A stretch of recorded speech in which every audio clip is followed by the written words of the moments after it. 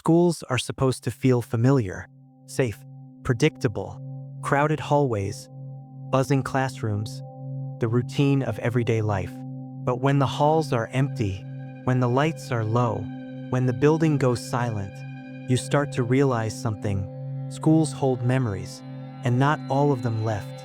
Tonight, I'm going to tell you 3 real horror school stories from students who experienced things they still can't explain. Listen closely, because some places never let go. I was in 9th grade when I first heard about Locker 118. It sat at the very end of our hallway, the section where the lights always flickered and the floor tiles never stopped squeaking. Students walked past it, but never touched it. No one ever saw anyone open it. No one ever saw anyone assigned to it. But everyone knew the rumor. They said that years ago, a freshman got locked inside during a fight. By the time anyone realized he was missing, it was too late. Most schools bury stories like that. Ours didn't. Pause. The locker would rattle. Not constantly, not randomly, only at night. I stayed late a lot because of basketball practice. The hallways after 6 p.m. were a different world, silent, long, echoing. One evening, I was heading to the exit when I heard it. Knock, knock, knocked it. Slow, heavy, rhythmic. I froze. The sound wasn't coming from a door. It was coming from the locker. I tried to convince myself it was the pipes. Old metal, vibration, anything logical. But then I heard my name, soft, from inside. Whisper voice, Jordan. The hallway temperature dropped. Not cold like air conditioning. Cold like breathing on your neck. I ran.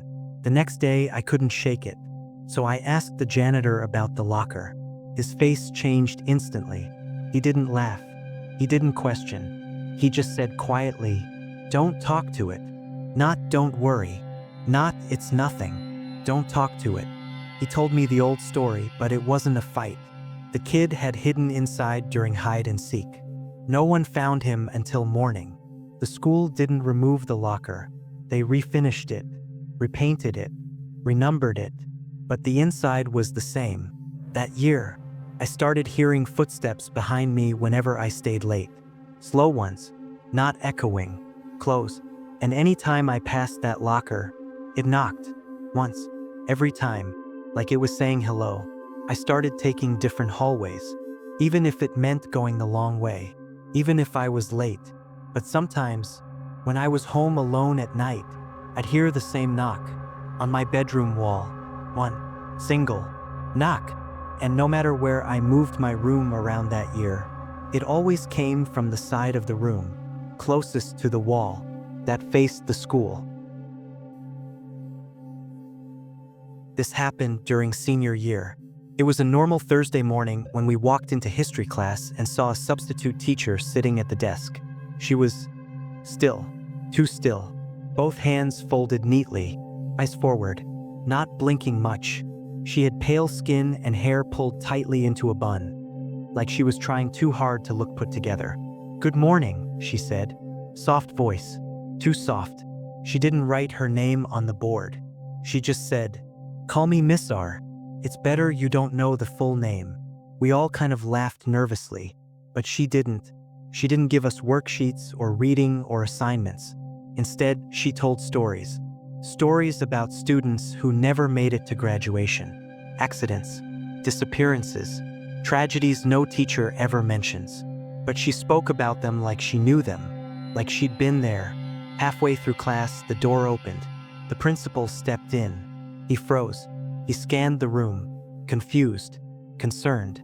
Then he asked, where's your teacher? We all pointed to Miss R's desk. It was empty. No footsteps, no sound, no door opening. She was just gone. And the principal looked afraid, not annoyed, not confused, afraid. He said we hadn't been assigned a substitute. No one was scheduled to be in that room at all. After class, we found something on the desks. A note, written in blue chalk. Do not stay after dark. Our school hadn't used chalk in 12 years. Every hallway in our school had a giant framed photo collage of past graduating classes. And there was one girl from 2011 whose picture everyone noticed. Not because of how she looked, but because people kept seeing her. In bathrooms, on staircases, at the end of long hallways, always silent, always alone. The thing is, she died in a car accident the night before graduation. But the sightings continued years later. I didn't believe it until one evening when I stayed late to finish a project. The school was quiet, too quiet. As I walked past the collage wall, something felt wrong. Her picture, the one where she used to be smiling forward, now had her head turned slightly, eyes staring directly at me.